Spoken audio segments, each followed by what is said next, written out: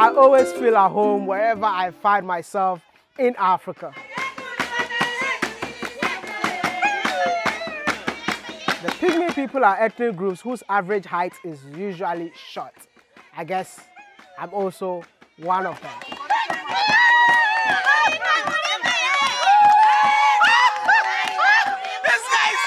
Currently, there are 120,000 Pygmies in the world. The Pygmies are known to have an intimate relationship with the forest because it's their home for centuries. This is Bwindi Buhoma area, and in Bwindi Buhoma, we have two tribes. Those are the Bachiga. Then there are also Batwa people.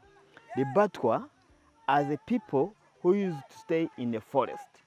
The Pygmies can be found in Rwanda, Burundi, Central African Republic, the Democratic Republic of Congo, Zambia, Gabon, Angola. But never did I know that in Uganda, Pygmies also exist. In Uganda, they call them the Batwas.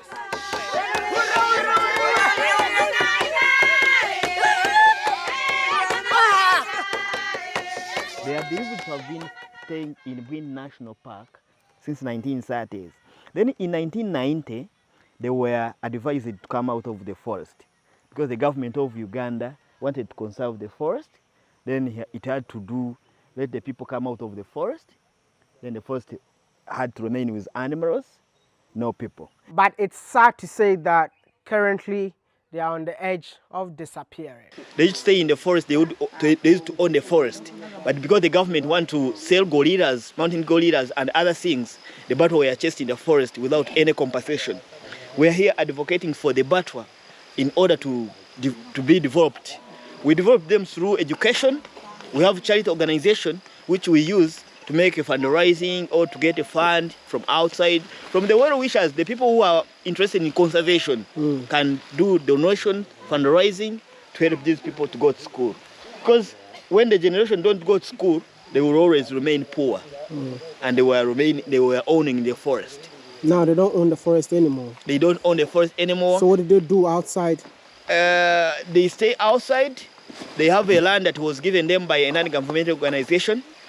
They are regarded to be the poorest in our area. They are the poorest people in our area. They don't own anything. When you go and see where they sleep, some of them sleep in this kind of houses.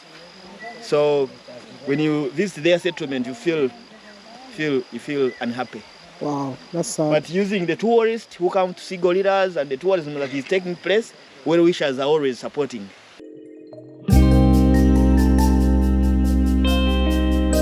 So, I want to tell you guys something. Where we are right now, where we stand is Uganda. I don't know if you guys can see the hill right in front of me. That's the end of Uganda. Behind it is Congo DRC. And let me tell you one thing. I have been to Goma. And Goma was so green. And I was like, when I was here, I was like, why do I feel like I'm in Goma? It's giving me a Masisi vibes. So when the tour guide said, hey, this is just Uganda, and then this place is Congo, and I was like, I was right. Where am I going right now? I'm actually going to see Pygmies. According to Dubrinsky, he says they are world's shortest people. I don't know about that. I don't know where Dubrinsky got that from. Come along with me, let's go meet the Pygmies. But let me tell you one fun fact. The Pygmies used to stay in the forest where the gorillas are. When Uganda wanted to conserve the forest, they decided to kick them out. Yeah, let me use that word, kick them out, so that they'll be able to reserve the forest, so that the gorillas can, live forever without going extinct. So basically, the Pygmies are now back in town, which I know and believe that they are not used to the lifestyle they're living right now.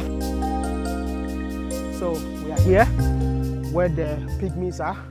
You can see some of them right under the cave. I hope they become nice to us, man. I hate to film people when they are sitting down cool. But you know what, I have to do this for you guys, man. Let's go. Since the Batwa left in the forest 30 years ago, the Batwa have been intermarried with the local people, and the Batwa have been eating the same food like we eat. The Batwa are no longer very short. Some are short, others are tall, but still their understanding remains for Batwa. When you study them and live with them and see how they are living, they are quite different from the Bachiga people.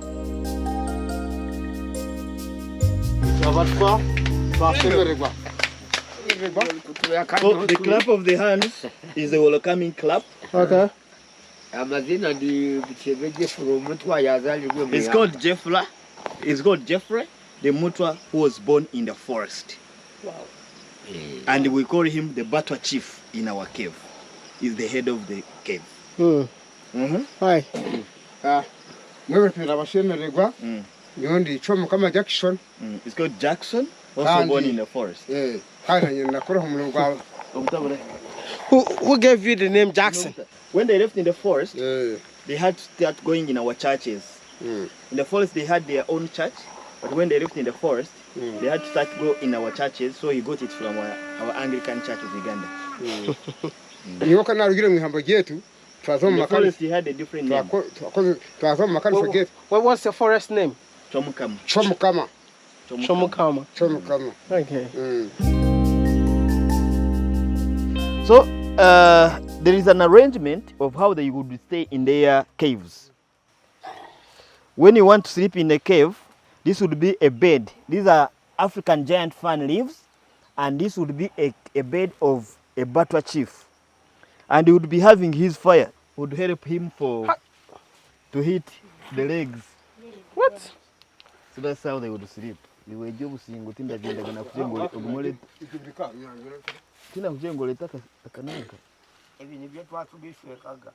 So this is what we use it to cover ourselves with. It's not scared. Home enough for them in the forest? For them in the forest, this is home enough. Wow. Because they will be having some skins and the back clothes. Wow. What about their legs? It's not going to The bend. legs will always be there to make sure, because they would walk on a bare foot and it would be very, very cold. So when he puts it close to the fire, that's what he would do.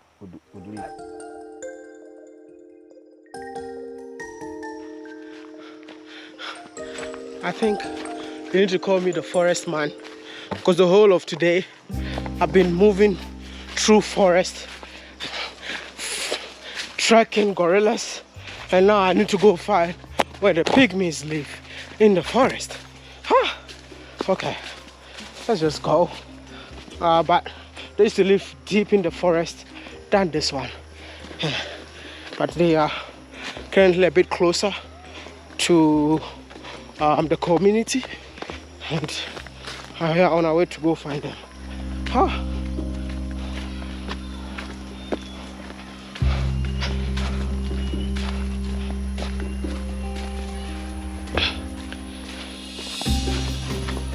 Most welcome to the Batwa forest. These people stay in the forest, and this is their forest cemetery. When one of them die, for them they used to use these Batwa slots as their coffin. They would bring the dead person, put him here. When the head is facing down, the legs are facing up. They would bury like that. They would bury one here, another on the other side, another on the other side. So where you are standing have humans? Huh? Where you are standing has people? Yeah. Buried? Yeah. Okay. And they would make fire here to protect the animals against the dead person, not to eat the dead person. They would be having fire side of the forest cemetery. We're right now going to walk and meet their traditional dance.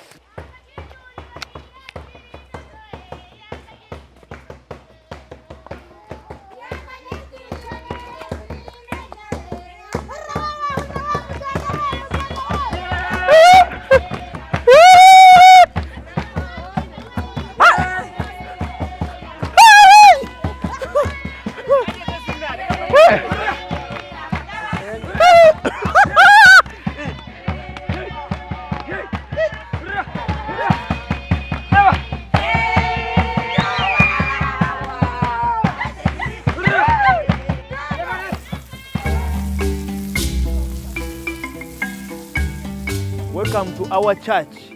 This would be the church where they would play their god, especially when they are going to hunt. Their god would bless them to get the animals, and sometimes they would use it as their accommodation. The bus routes through. So when they play in this church, they would always kill the animals when they are going to hunt. Now he's playing. Who is she praying to? Playing to their god, Luhangonyi no. Luhangonyi balimwito. They call him Nyabinji. Nyabinji is their god of the forest, whom they used to play to get the animals to the meat. Especially they would get blessings when they're going to hunt. They would get the back clothes from this tree.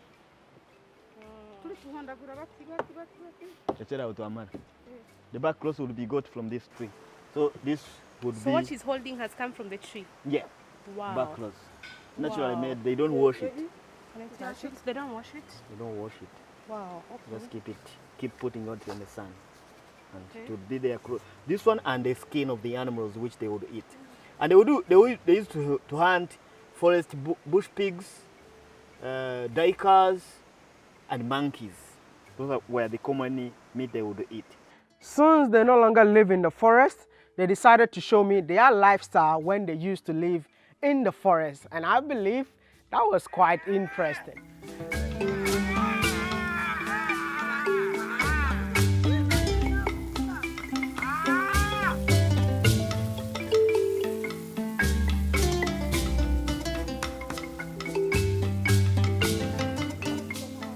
Oh, okay. Like this is how they used to comb their hair when they were living when they live in the forest.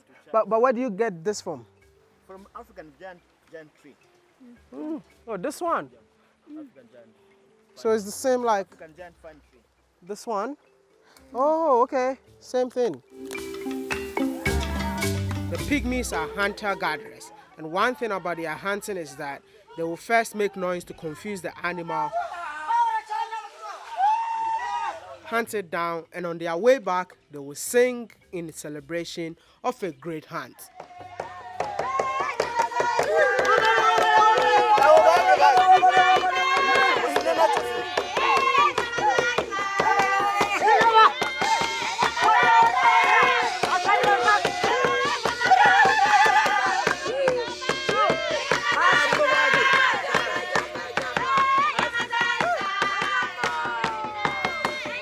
One thing that I think we all need to learn from them is the fact that the food that they hunt are shared among the whole community.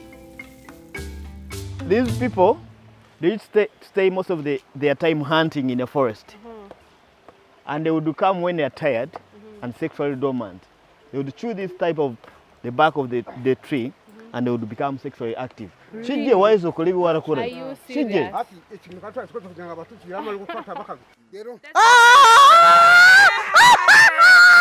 This guy! This one? I take it home. I want to get for you the fresh one. Huh?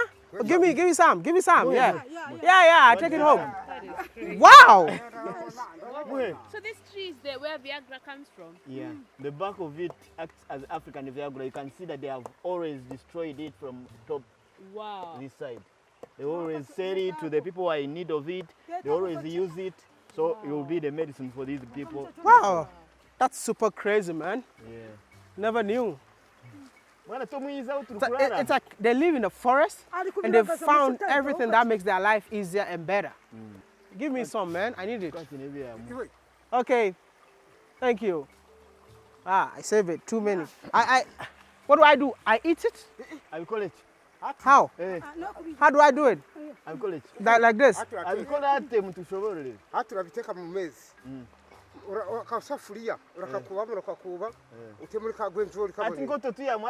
did you say? What did you... You can mix it with tea. And tea? And then this one? Yeah.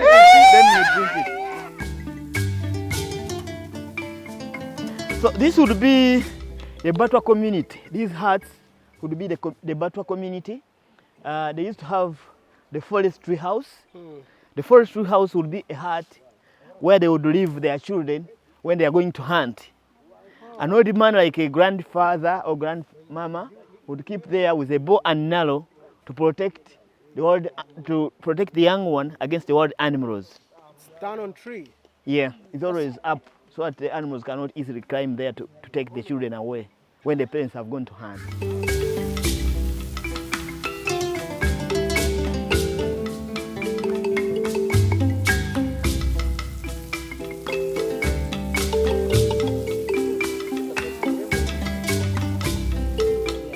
Where you see the smoke, that means fire is coming. So it would be teamwork. Rubbing two sticks together to make fire will not be easy. Mm.